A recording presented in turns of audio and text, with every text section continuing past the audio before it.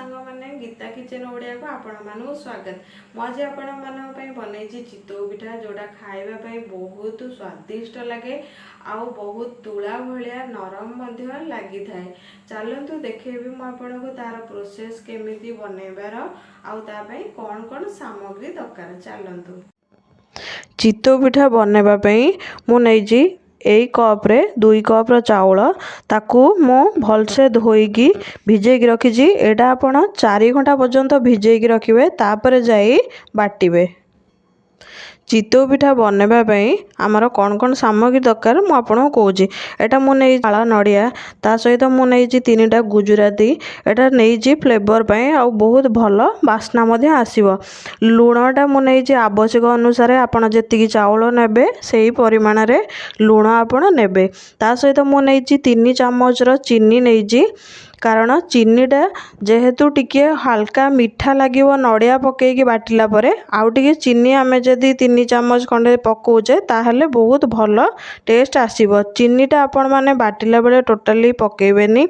चीनी जेते बेले पिठा बनेबे से टाइम रे पकईकी घांटीबे तापर जाईकी पकेइबे।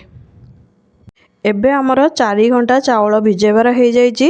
देखो एमती आपण मैंने करेंगे जिते बड़े चाउल भांगी भांगी जाऊथबो सेते बेले आपण बाटिबे। एबे आमे चाउल सहित नड़िया ता सहित लुण ता सहित आमे गुजराती ये सबू मिसेकी बाटिदबा केवल चीनी की छाड़िकी आ बाकी सबू मिसेकी बाटिबा।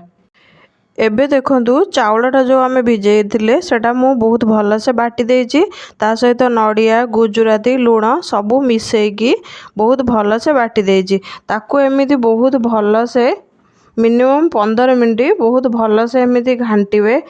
आउ जते बेले घांटी सारिबे 15 मिनिट सेते बेले आपण पूरा कवर करिवेनी एमती हाफ कवर करिकी आपण 4 रु 5 घंटा छाड़ी देबे तापर जाईकी बनेइबे। 4 रु 5 घंटा आकु कवर करिवार हेजी। एबे आमे कवर काढ़ी देबा। जो चीनी रखिथिले सेटा आमे एई समय रे पकेईकी भल से घांटी देबा। ता सहित गोटे गुआ घी गोटे चम्मच पकेईकी आ संगे मिसेईकी भल से घांटी देबा। तापरे आमे पिठा बनैबा को नबा। चितौ पिठा बनैबा पई मु एमती गोटे तावा नेजी। तावा गरम होला परे मु सेथिरे किछि गुआ घी दौजे।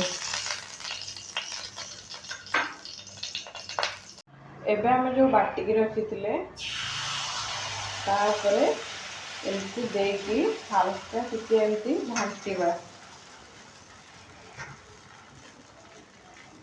जदि आप नड़िया पूरा ता उपरे दबाकू चाहिए ताहले एटा आपनकर ऑप्शनल। जदि आप चाहिए एटा चीनी रे नड़िया टिके गोळेकी आपण देबे। तापरे एमिति कवर करदेबा 5 मिनिट पर काढ़िबा।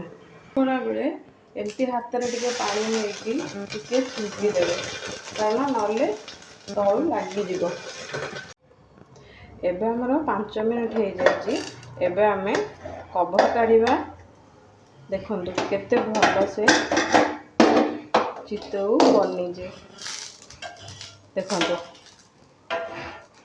बहुत भल से मध्य सिझी जाइए आउ पिठा मध्य बहुत भल से बनी जे।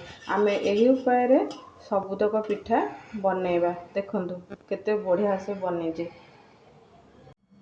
एबे देखंतु आमर चितौ पिठा रेडी हो जाइए। देखंतु केते बहुत भल से बनी जे। देखंतु एपट भी किछि लागिनी जेहेतु आमे गुआ घी पकई करथिले केते नरम लागुजी आ बहुत भल से मध्य हेई जाइए। आ एटा बहुत भल टेस्ट मध्य लागिबो। जदि आपनको मो रोसई भल लगुची आपण माने मो चैनल को लाइक करिवे शेयर करिवे सब्सक्राइब करिवे आ बेल आइकन को जमारू प्रेस करने को भूलिबेनी जदि नुआ नुआ वीडियो रो नोटिफिकेशन चाहूचंदी। रहुची जय जगन्नाथ नमस्कार।